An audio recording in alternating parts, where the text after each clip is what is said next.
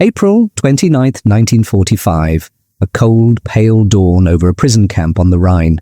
The whistles screamed, and German women in torn uniforms stumbled from their tents, sure that this was the day things would get even worse. "Alle raus! Line up outside!" the American sergeant shouted in rough German, and they braced for beatings, hard work, or transport to a place they might never return from. But instead of boots and rifle butts, they smelled coffee, frying fat, and fresh bread drifting across the wire. Women who had served Hitler now stood shaking in line, waiting to hear an order from the enemy that would shock them more than any bomb.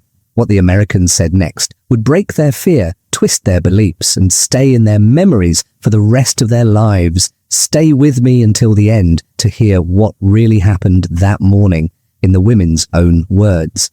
And if you want more hidden World War II stories, please like this video, subscribe, and support the channel so we can keep telling them.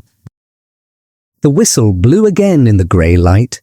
It was just after 5 in the morning. Cold air rolled in from the river and slipped through the thin canvas tents. "Aufstehen! Raus! Line up outside!" The American sergeant's voice carried down the rows, his German sharp but accented. Boots scraped on frozen ground. Blankets fell away from shoulders that had not known real sleep in days. On the far side of the wire, kitchen trucks already hissed and clanged. The women could hear metal lids, smell smoke and something else. Fat, coffee, burned bread. The scent did not comfort them. It confused them. For years they had heard that enemy camp meant hunger, beatings and slow death. Now, in this makeshift camp near the Rhine, they were ordered to line up while the smell of breakfast drifted over the wire. It felt like a trick, a small lie wrapped inside a bigger one. Only weeks earlier, many of these women had worn neat uniforms. Luftwaffe helpers at searchlight batteries, radio operators in underground bunkers, nurses in field hospitals behind the front. Now their skirts were muddy, their greatcoats torn, their hair tied back with string. They had not planned to become prisoners. Some were caught when their units tried to break west, away from the Red Army. Others had surrendered with whole columns of German troops near collapsing bridgeheads. One former signals helper later wrote, "We marched with the soldiers, but no one had told us what to do if the line broke. Suddenly the Americans were everywhere, and we were no longer useful to anyone." By May 1945, more than 7 million German soldiers had fallen into Allied hands across Europe. Most were men, but thousands of women in uniform and support roles were swept up with them, pushed into camps that had never been designed with them in mind. Rows of barbed wire did not care if the hands that touched them were male or female. Inside this camp, the ground was already worn to dust and mud. Wooden posts held up loops of wire that hummed when the wind rose. The night smelled of damp earth and sweat. The mornings smelled of diesel fuel and boiled coffee from the American side. The order, "line up outside," carried a heavy history.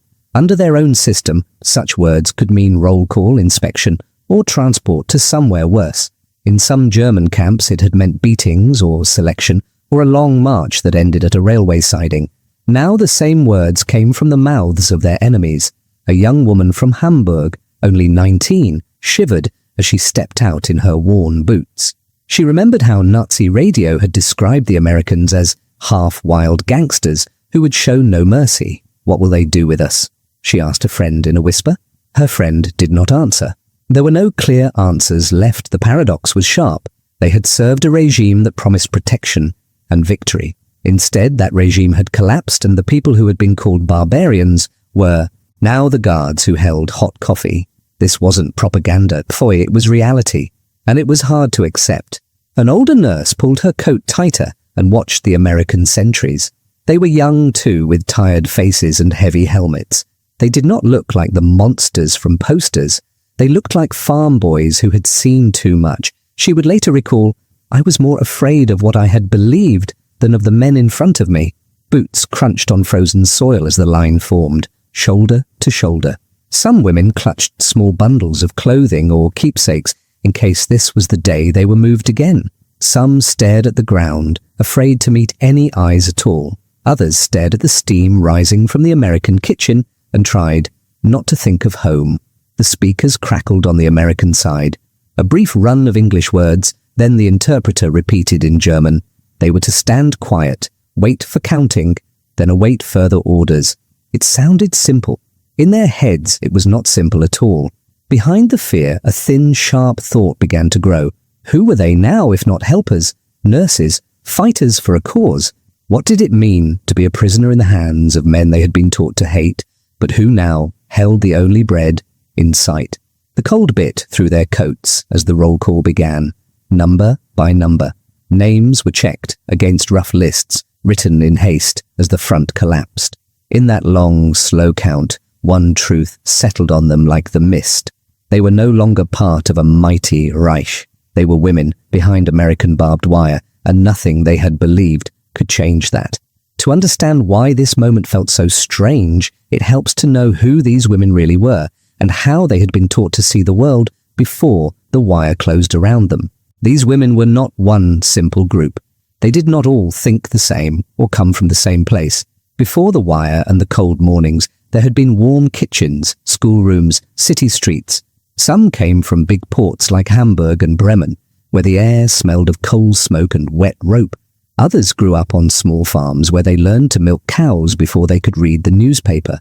By 1945, the German armed forces had used more than 500,000 women as helpers. Historians count around 450,000 to 500,000 women in uniformed roles, with the Wehrmacht, Luftwaffe and Navy, plus many more in air raid services and civil defense. They worked as radio operators, typists, drivers, map readers, searchlight crews and nurses. Most never carried a rifle, but they helped the machines of war keep moving. The uniforms felt strange at first. The cloth was rough on the skin, the boots heavy, the belts stiff with polish. In offices, they heard the constant tap of typewriters and the ring of telephones. In hospital tents, they smelled blood, carbolic, and boiled bandages. Near anti-aircraft guns, the air shook with blasts and the taste of metal dust settled on their tongues. Many had joined for reasons that now seemed far away. Some wanted pay and a chance to leave poor homes. Others believed the loud speeches and posters that promised honor and duty. A few hoped to escape factory work or strict parents. One former signals helper, Ilse, later wrote, "They told us it would be an adventure and that we would help protect our people." They did not talk much about death. Propaganda had drawn a clear picture of the enemy. American soldiers were called soft, lazy, and brutal at the same time. Women heard that foreign armies would treat German females as prey, not as people. In school lessons, in radio talks, in cheap magazines, the message was the same. If the enemy comes, there will be no mercy.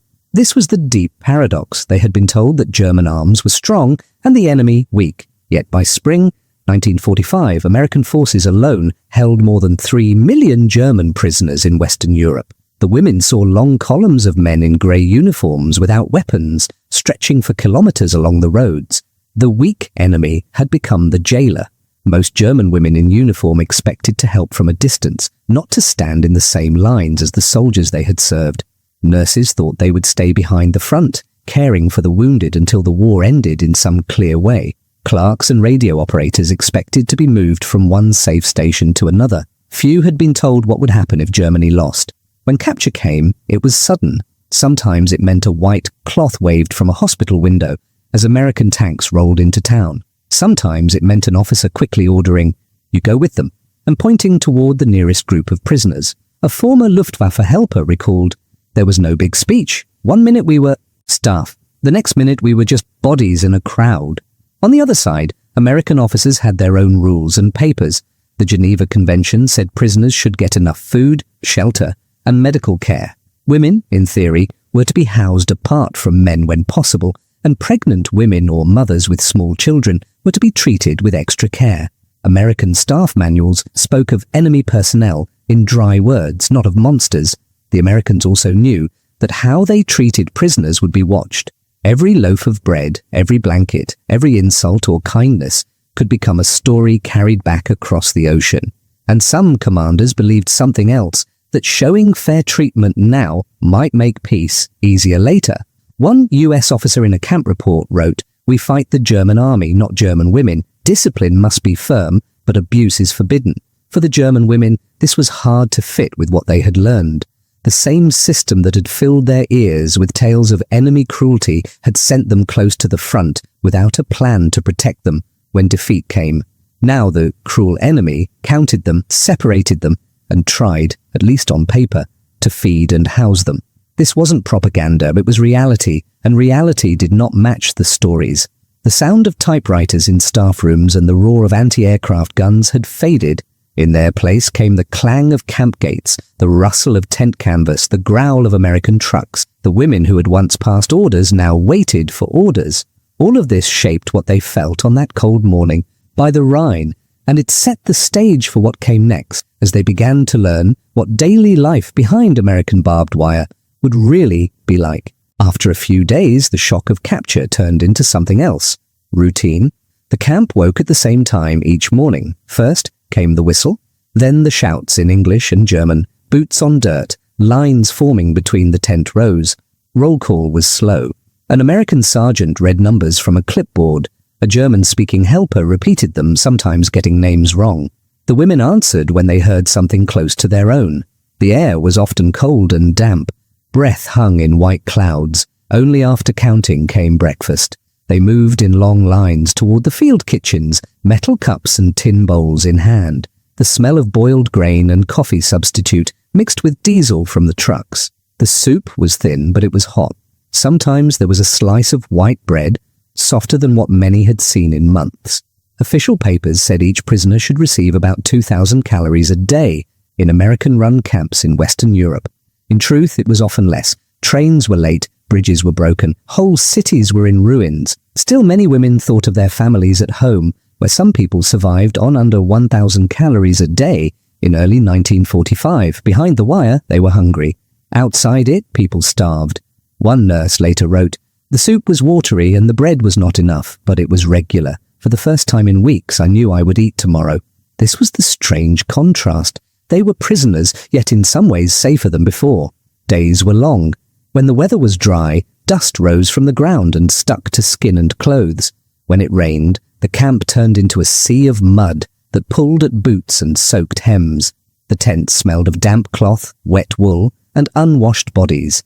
The Americans did not let them sit idle. Work details were formed. Some women cleaned latrines, carried water barrels, or helped in makeshift infirmaries. Others were sent under guard to clear rubble from nearby roads or move crates at a depot. They worked with bare hands, feeling the rough edges of broken bricks and splinters of wood. Rules were clear, if not gentle. No leaving the line without permission. No going near the wire, no arguing with guards. Punishment meant fewer privileges, extra work, sometimes a day without rations. But beatings were rare, and open cruelty was not allowed. For women raised on stories of Anglo-Saxon brutality, this was hard to understand. The guards shouted but did not harass them in the way they had feared. A few even tried to joke in bad German or shared cigarettes when officers were not looking. One former signals helper remembered, "I waited for the moment when the mask would fall and they would show their true faces. It never came. Perhaps that was their true face." The camp was full of numbers. One temporary cage near the Rhine might hold 5,000 to 10,000 prisoners, sometimes more, all watched by a few hundred Americans. From above, it must have looked like a maze of wire and canvas. From inside, it felt like a crowded village with no streets and no doors.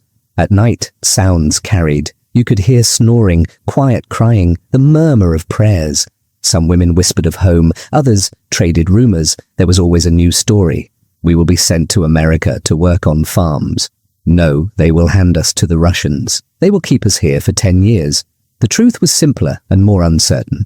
Many American officers did not yet know how long these prisoners would stay. They had to feed, guard, and process millions of enemy soldiers and helpers while the war still burned in other places. Paperwork moved slowly. Lives waited. The great paradox grew clearer each day. Under their own flag, the women had lived with bombing, fear, and hunger. Now, under enemy guard, they stood in lines for food and counted on foreign soldiers to keep order. This wasn't propaganda, it was reality, and it did not match what either side had been promised. A cold wind cut through the tents one evening as the sun went down red over the river. The women wrapped themselves in thin blankets and waited for sleep that came in fits.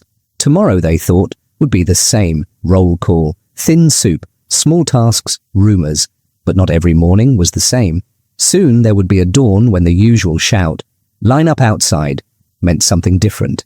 And what they saw next would shake their ideas about enemy, mercy, and power more than any speech ever could. One morning in late May 1945, the camp felt different before anyone could say why. The whistle still blew at dawn. The air was still cold enough to bite fingers and ears. Frost silvered the edges of the wire. "Aufstehen, line up outside." The same order, the same voices, but there were new sounds behind them. Women pulled on boots and greatcoats, still half asleep. They stepped out into the grey light and formed their usual lines. Boots scraped on hard ground. Canvas flapped in the breeze. No one spoke much. Then they heard it, the steady hiss of extra kitchen burners, the sharp crack of wooden crates being opened, metal ladles clanging against the sides of bigger pots. The smell rolled over them, stronger than before, not just thin soup. This time they smelled fried fat, real coffee, even a hint of onions and meat. The scent made stomachs twist and ache. It also made some women uneasy. Why now? What had changed? In one corner of the camp, a separate fence held the women and a few older male officers. Camp reports from similar American cages along the Rhine list around 800 to 1,000 women in such compounds, among more than 7,000 prisoners overall. They were a small group inside a huge machine. Yet this morning, the machine seemed to turn toward them. An American officer walked to the front, papers in hand. Beside him stood an interpreter, a German, who now wore a different uniform. The officer spoke first in English, short and firm. The interpreter followed in German, line by line. "Listen carefully. New orders today. Medical staff will examine the sick and weak. Food supplies have arrived. You will receive hot breakfast and extra rations. The sick and the women will be served first." Murmurs ran down the rows. Had they heard that right? Women first? In many German units, even as everything collapsed, men had eaten before women helpers. Now the enemy was doing the opposite. The interpreter raised his voice. "One more thing. By order of the commanding officer, no American guard is to eat until the prisoners have been served." For a second it was very quiet. Even the kitchen sounds seemed to fade. Then someone in the front row gasped. A woman further back began to cry without meaning to. Lotte, a 21-year-old former Luftwaffe assistant, later wrote, "I had stood in lines for Hitler Youth Camp, for air raid drills, for ration cards. Never once had anyone said, 'You eat before us.' I did not know what to do with that." Medics moved along the line, checking faces and hands. They looked for fever, wounds, signs of sickness. Those who could barely stand were guided gently to one side. Blankets appeared from one of the open crates, rough wool that still smelled of factory dust and oil. The fabric scratched the skin, but it was warm. Another crate held tins of meat and powdered milk. A third held bundles of underwear and stockings, the cloth thin but dry. Some tins had English words printed in big letters. Meat, milk, soup. These were simple things, but to people who had lived on turnips and black bread, it felt like a storehouse from another world. The line began to move. One by one, the women stepped up to the serving barrels. Steam hit their faces, wet and hot. Thick porridge with pieces of meat dropped into their bowls. Coffee, real or close enough, sloshed into tin cups. The first spoonful burned tongues that had forgotten hot food. Behind them, the American kitchen crew waited. They stood by their own canteen line, empty trays in hand, watching the prisoners eat. It turned the usual picture upside down. The guards stayed hungry while the guarded filled their bowls.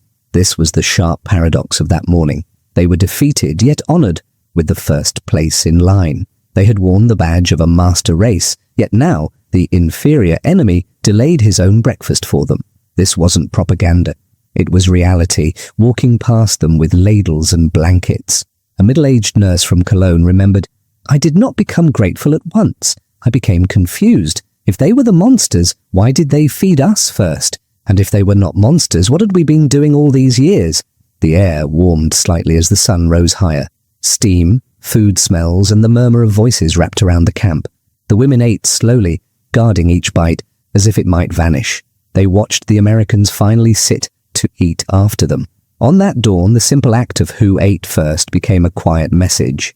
Power was no longer only about guns and flags. It was also about who could choose mercy and who could not. Years later, many of these women would write about this morning, trying to explain how one hot meal and one surprising order began to change the war inside their own minds.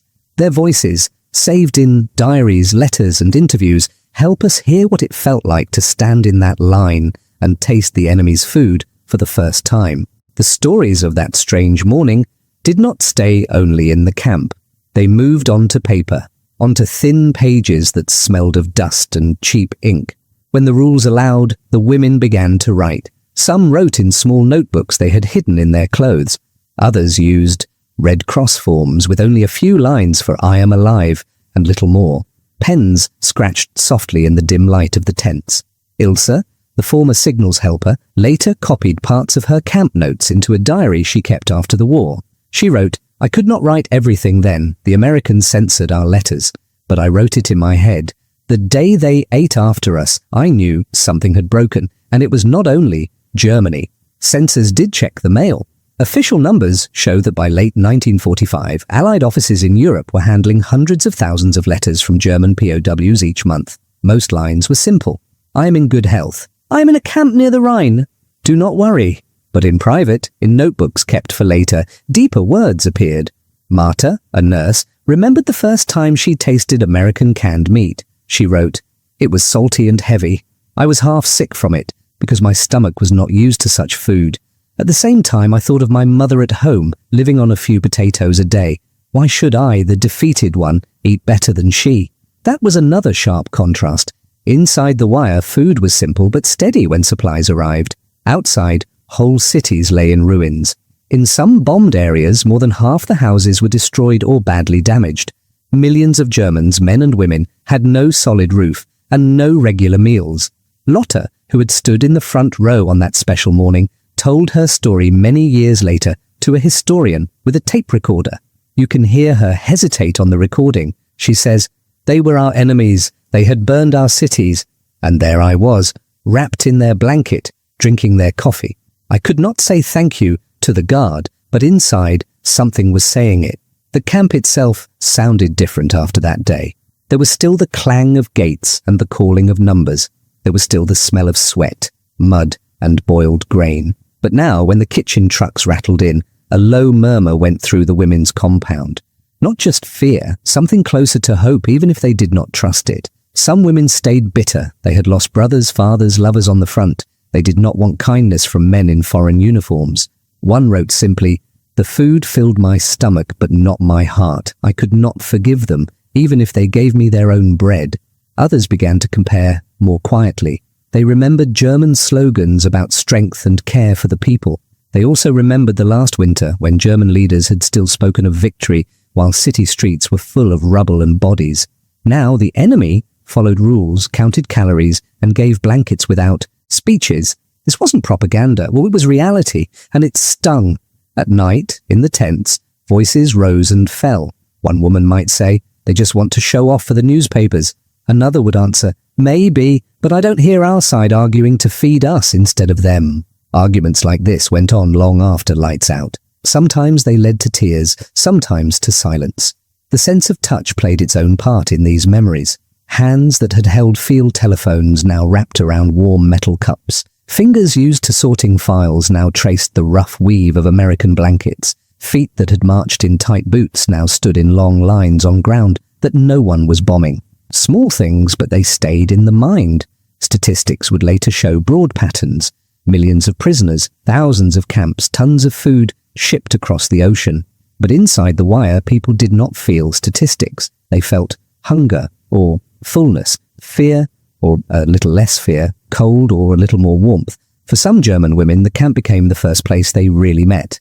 Americans as people, not as figures in posters. They saw guards share cigarettes, heard them laugh at jokes, watched them write letters home by flashlight. One prisoner said, "We had been told they were animals. They looked like tired boys." These voices from behind the wire would not stay there forever. Soon, the gates would open for many. Trains and trucks would start to move them back toward a broken homeland, and they would carry these memories with them. Memories of defeat, of hunger, and of the morning when the enemy said, "You first."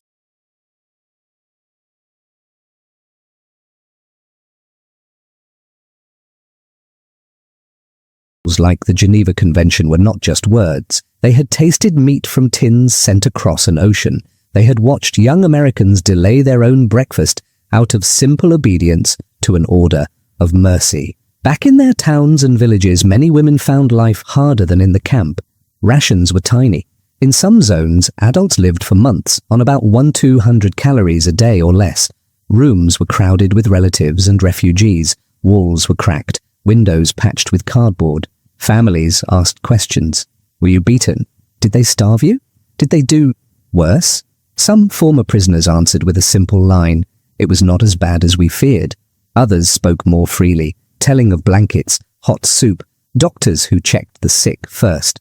A few stayed silent, afraid that their stories would sound like praise for the enemy while their own people suffered.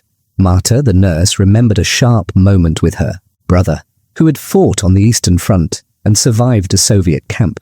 When I spoke of the Americans, he said, "You were lucky. Do not think all war is like that."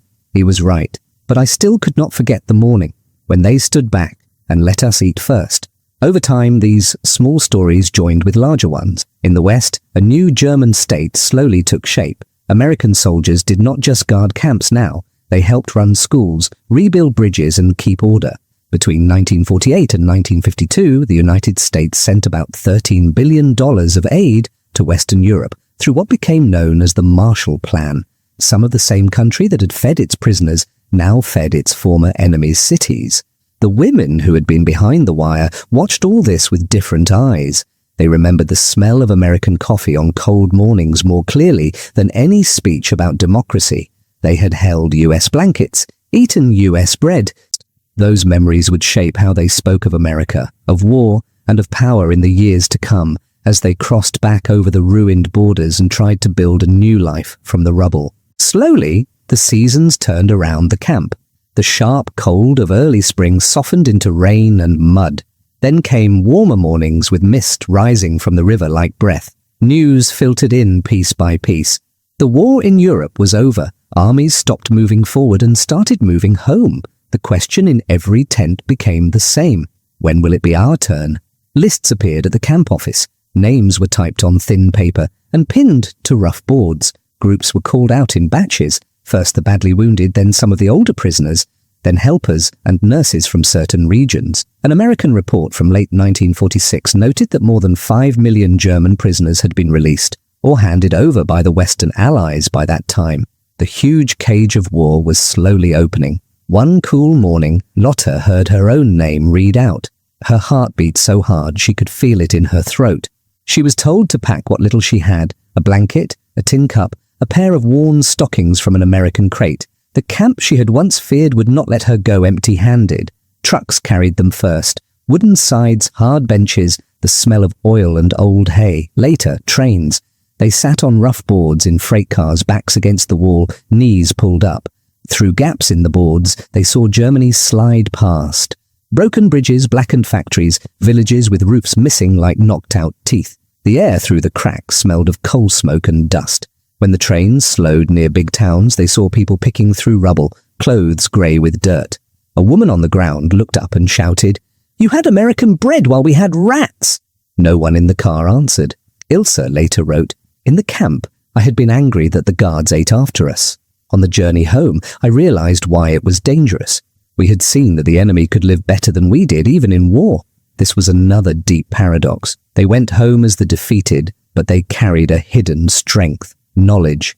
They had seen that rules like the Geneva Convention were not just words. They had tasted meat from tins sent across an ocean. They had watched young Americans delay their own breakfast out of simple obedience to an order of mercy. Back in their towns and villages, many women found life harder than in the camp. Rations were tiny. In some zones, adults lived for months on about 100-200 calories a day.